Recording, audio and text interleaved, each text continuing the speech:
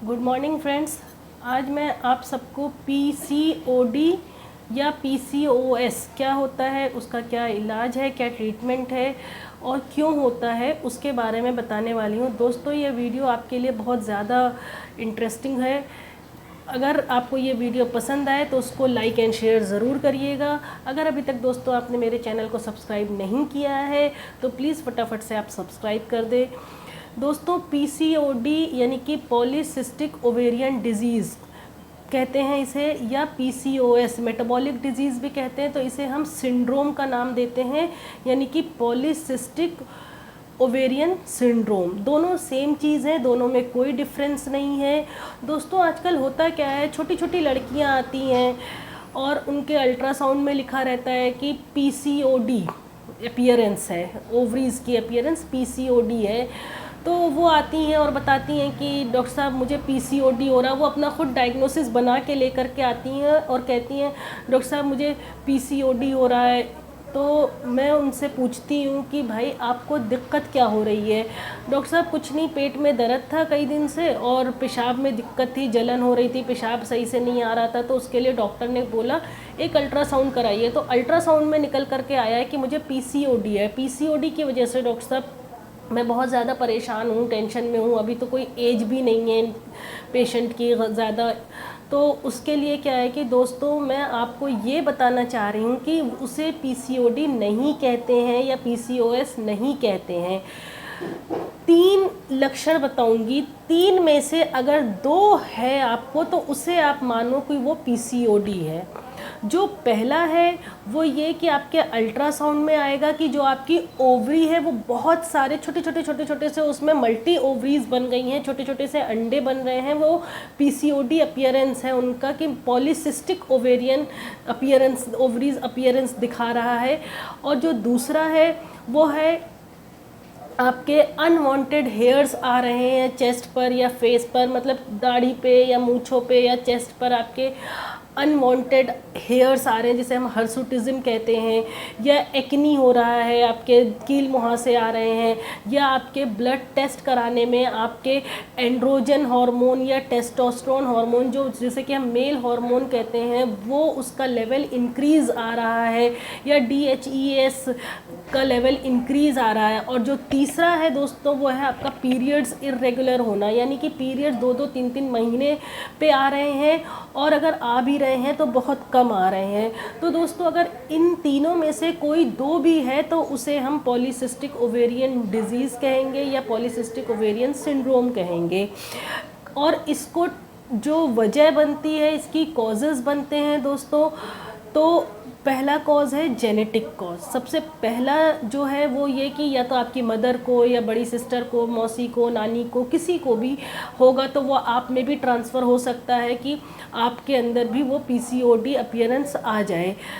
तो पहला कॉज तो ये। दूसरा जो कॉज बनता है दोस्तों वो होता है आपका लाइफ स्टाइल डिसऑर्डर। पीसीओडी जो है वो लाइफ स्टाइल डिसऑर्डर हो कहलाता है ये, ख़ास तौर से क्योंकि इसमें वेट गेन होना बहुत ज़्यादा शुरू हो जाता है, क्योंकि आप अपना डाइट कंट्रोल में नहीं रखते हो, आप जंक फूड खाते हो, आपके खाने का कोई टाइम टेबल नहीं है, आप मल्टीनेशनल कंपनी में या ऑफिस में या कहीं वर्क करते हो जहाँ पे आपको टाइमली खाना नहीं खा पा रहे हो आप, या अगर आप खा भी रहे हो खाना तो आप जंक फूड की तरफ ज़्यादा मूव ऑन कर जा रहे हो, या आपका स्ट्रेस लेवल बहुत ज़्यादा है और आपके खाने में प्रोटीन और विटामिन्स की बहुत ज़्यादा कमी है, आप प्रोसेस्ड फूड ज़्यादा ले रहे हो।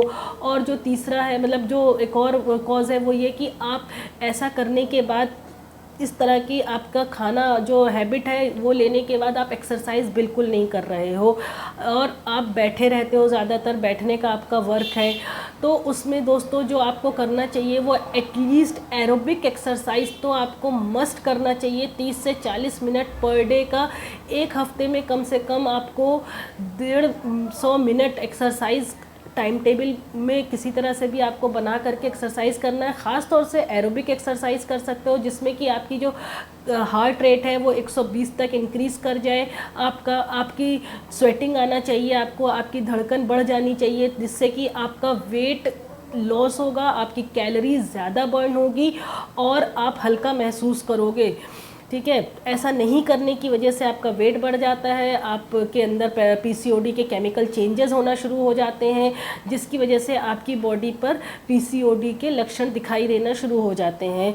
आपके चेहरे पे ऑयलीपन ज़्यादा आ जाता है, एक्नी वगैरह ज़्यादा दिखाई देना शुरू हो जाते हैं, पीरियड्स आपके इरेगुलर होना शुरू हो जाते हैं, तीन महीने आपके पीरियड्स नहीं आते, और अगर आते हैं तो बहुत कम आते हैं, मतलब इतना कि 2-3 पैड भी आपके यूज़ नहीं हो पाते हैं। पीसीओडी में दोस्तों पीरियड्स इरेगुलर क्यों होता है, उसकी वजह यह है कि जो पीसीओडी है, नाम से ही पता चल रहा है आपको, पॉलीसिस्टिक ओवरी, यानी कि नॉर्मली क्या होता है कि हमारे जो साइकिल है पीरियड्स आने के लिए जो मैकेनिज़्म होता है, उसमें ये होता है कि जो 14th डे ऑफ साइकिल पे हमारे ओवरी का साइज़ बढ़ जाता है और वो 18-20 mm का हो करके वो अपने आप फूटता है, और उसके 14 दिन के बाद जब वो ओव्यूलेट हो जाता है, उसके 14 डेज़ के बाद हमें पीरियड्स आ जाते हैं। लेकिन पीसीओडी में क्या होता है कि बहुत सारे मल्टीपल्स ओवरीज तो बन जाती हैं और उनके साइजेस भी इंक्रीज़ हो जाते हैं, बट वो रप्चर नहीं करते हैं, और वो जब रप्चर नहीं होते हैं तो फिर उसके नतीजे में 14 दिन के बाद भी, 14 डे के ऑफ साइकिल के बाद भी आपका वो जब ओव्यूलेशन नहीं होगा तो पीरियड्स नहीं आएगा। तो इसी वजह से आपका पीसीओडी में ओवरी की साइज़, बहुत सारी ओवरीज एक साथ बड़ी होनी शुरू हो जाती है, कई सारे ओवरीज बड़ी हो जाती हैं ओवा, लेकिन वो रप्चर नहीं होते हैं और ओव्यूलेशन भी नहीं होता है, जिसकी वजह से आपका पीसीओडी में पीरियड्स भी नहीं आते, और ऐसे लोगों में जब पीरियड्स नहीं आएंगे, ओव्यूलेशन नहीं होगा, तो प्रेगनेंसी भी नहीं हो पाती है। तो बहुत सा और तो दोस्तों इसमें आपका ये है कि इसमें आपको क्या इन्वेस्टिगेशन कराने चाहिए। बहुत सारे हार्मोनल इम्बैलेंसेस होना शुरू हो जाते हैं, हार्मोनल चेंजेस होना शुरू हो जाते हैं, जिसकी वजह से आपके पीरियड्स इरेगुलर हो जाते हैं। तो जो पहला इन्वेस्टिगेशन मैंने आपको बताया था वो यही था कि आप अल्ट्रासोनोग्राफी कराओगे। जो दूसरा आपका इन्वेस्टिगेशन है वो ब्लड टेस्ट है, वो ख़ास तौर से सेकेंड डे ऑफ पीरियड में कराया जाता है, जो कि हार्मोन टेस्ट होते हैं। LH है, FSH है, LH FSH का रेशियो देखना होता है। इसमें होता क्या है दोस्तों, जो PCOD है, ऐसे मरीज़ों में ज़्यादातर पीसीओडीज़ के मरीज़ों में इंसुलिन का सेंसिटिविटी, इंसुलिन रेजिस्टेंस हो जाता है ऐसे लोगों में।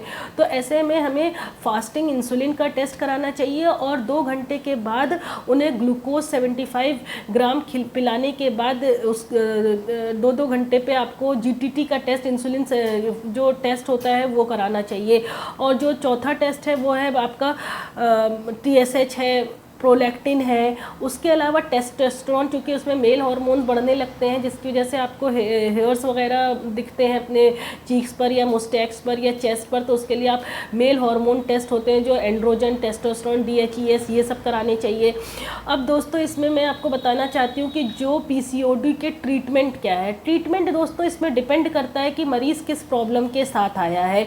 हम अगर मरीज़ अनमैरिड है, मैरिड है, प्रेगनेंसी चाहती है, या प्रेगनेंसी पे उसका फोकस नहीं है, वो पीरियड्स इरेगुलर करना चाहती है, तो दोस्तों इसका जो ट्रीटमेंट है वो वेरी करता है पेशेंट टू पेशेंट। पहले तो इसमें हमें पेशेंट अगर एक्नी है या हर्सिटिज्म है तो उस पर हमें वर्क करना चाहिए। दूसरा, अगर ओव्यूलेशन नहीं हो रहा है, कंसीव करना चाहती है, प्रेगनेंसी चाहती है, तो सेकेंड डे ऑफ पीरियड से 5 डेज़ के लिए हम ओव्यूलेशन की मेडिसिन खिला करके उसको ओव्यूलेट करेंगे, और प्रेगनेंसी हो सकती है अगर किसी पेशेंट को PCOD है। तो इस चीज़ को आप दिमाग में मत रखिएगा कि PCOD है तो वो कभी माँ नहीं बन सकती है। तीसरा, अगर पीरियड से रेगुलर करना है तो उसको रेगुलराइज करने के लिए हम हार्मोन्स के टैबलेट्स वगैरह या OCPs के टैबलेट्स आते हैं वो देते हैं। और चौथा जो है, अगर मैरिड है, अनमैरिड है, प्रेगनेंसी है, प्रेगनेंसी नहीं चाह रही है, इस तरह के पेशेंट का हमें डिपेंड करता है कि क्या उसका लाइन ऑफ ट्रीटमेंट रखना चाहिए और कौन कौन से इन्वेस्टिगेशन कराना चाहिए। जब मरीज़ आता है तो उसकी हिस्ट्री से डॉक्टर कंफर्म कर सकता है। तो दोस्तों इसमें पेशेंट को बहुत ही ज़्यादा 3 महीना 6 महीने का कोर्स होता है, ये ज़रूर करना चाहिए, अपने आप को ले लेना चाहिए ट्रीटमेंट, ताकि PCOD ख़त्म हो सके। और उनकी जो मेंटल स्ट्रेस है, एक की PCOD है तो वो आगे प्रेगनेंसी नहीं हो सकती है, वो बिल्कुल डाउट अपने मन से ख़त्म कर दीजिए। PCOD के मरीज़ बहुत आसानी से प्रेगनेंसी भी हो सकती है। तो दोस्तों उम्मीद करती हूँ आपको ये वीडियो बहुत फ़ायदा करेगी। आपके जो क्वेश्चंस हैं वो काफ़ी हद तक आपको इसमें सवाल में आपको जवाब मिल जाएगा। आपके जो सवाल हैं होंगे दिमाग में चल रहे होंगे। अगर मेरी वीडियो आपको पसंद आई हो तो दोस्तों उसको लाइक एंड शेयर करिएगा। मेरे चैनल को अगर अभी तक सब्सक्राइब नहीं किया है तो फटाफट से सब्सक्राइब कर दीजिए। और दोस्तों अगर आप इंस्टाग्राम या फेसबुक पर हैं तो मुझे फॉलो करना ना भूलें। थैंक